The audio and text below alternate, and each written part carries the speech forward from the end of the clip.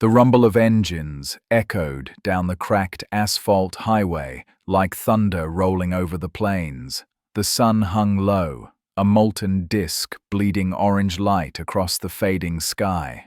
Dust rose behind the convoy of black bikes, chrome flashing like lightning bolts as the riders tore through the dying day. They were the Reapers, a brotherhood that rode hard, spoke little, and lived by one rule: respect earns respect.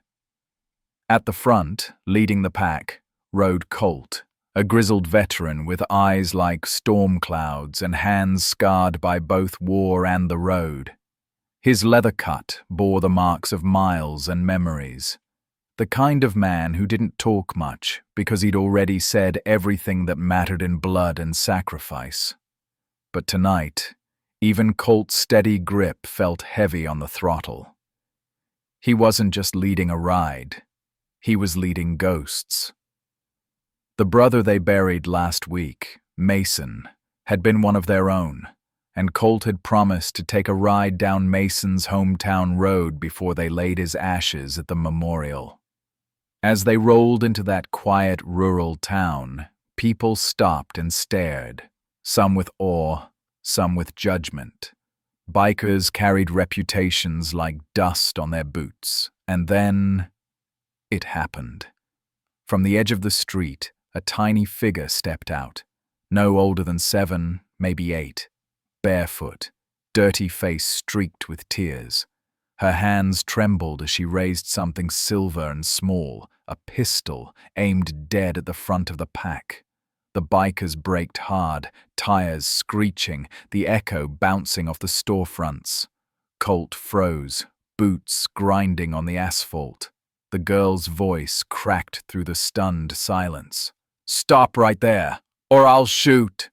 The words sliced through the heavy air. Even the wind seemed to die. Every man behind Colt stood motionless, helmets tilted, hearts pounding.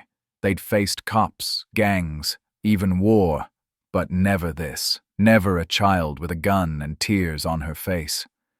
Colt slowly raised a hand, not to draw, not to fight, but to steady her trembling spirit.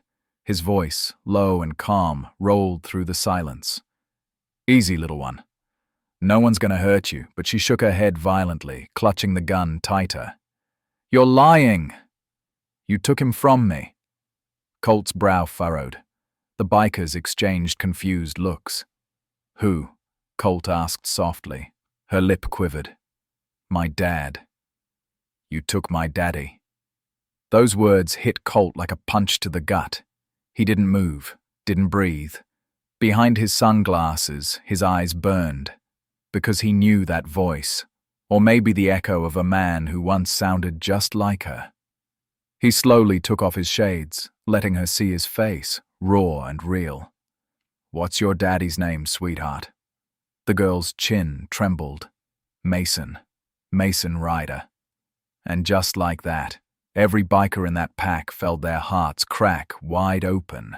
Mason, their fallen brother, the man they'd just laid to rest, the one whose ashes rested in Colt's saddlebag.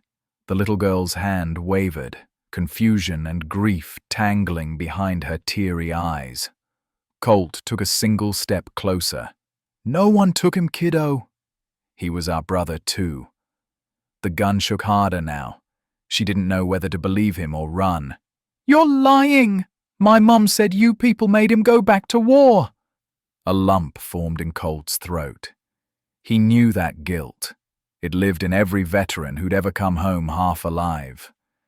Mason had volunteered for one last tour. He said he couldn't stand peace, said it was too quiet. Colt had begged him not to go. But Mason had gone anyway, and he never came back. Now his daughter stood in the street, holding a gun too big for her tiny hands, trying to fight ghosts too heavy for her little heart. Colt kneeled on one knee, his eyes never leaving hers. "We didn't take him from you, darlin'." The war did, and he rode that last mile trying to protect people who couldn't protect themselves. The girl blinked, tears falling freely now. Her small hand began to tremble so hard the gun nearly slipped.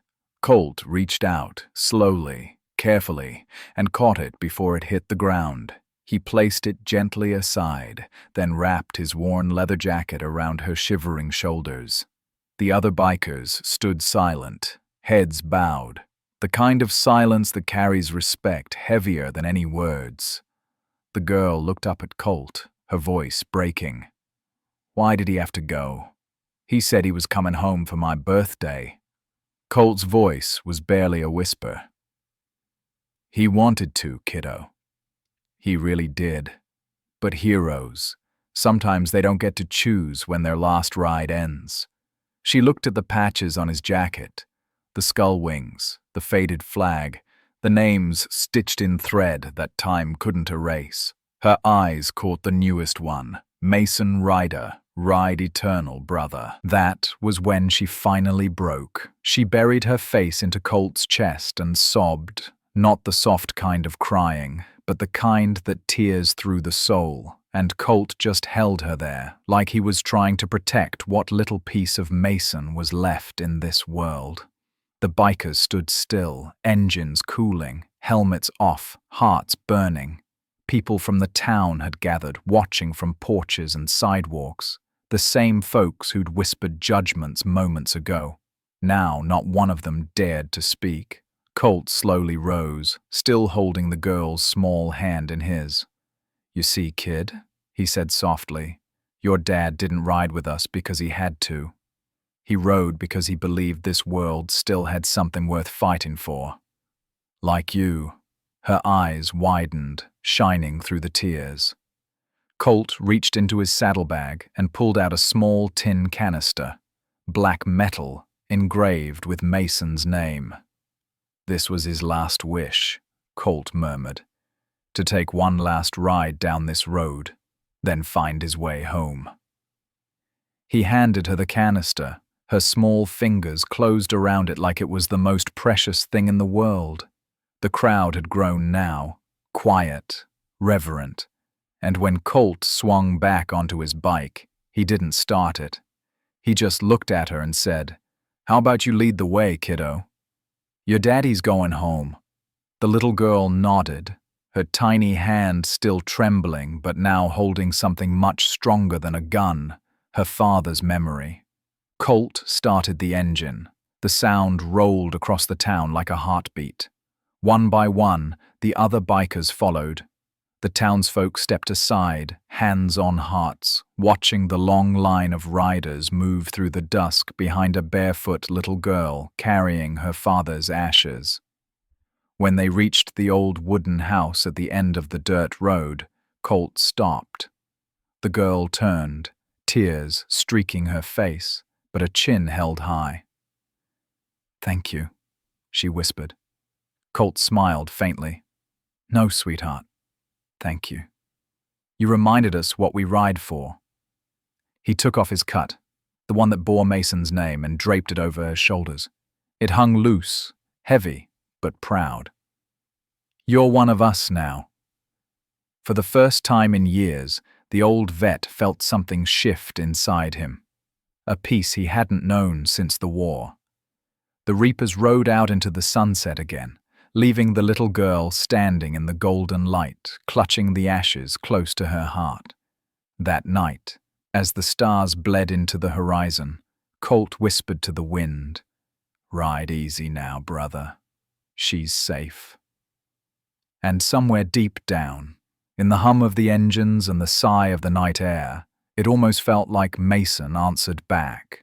Because sometimes, the road doesn't just take people away, it brings hearts home. Hey, brother, hit that subscribe and roll with Biker's Edge, where every mile tells a story.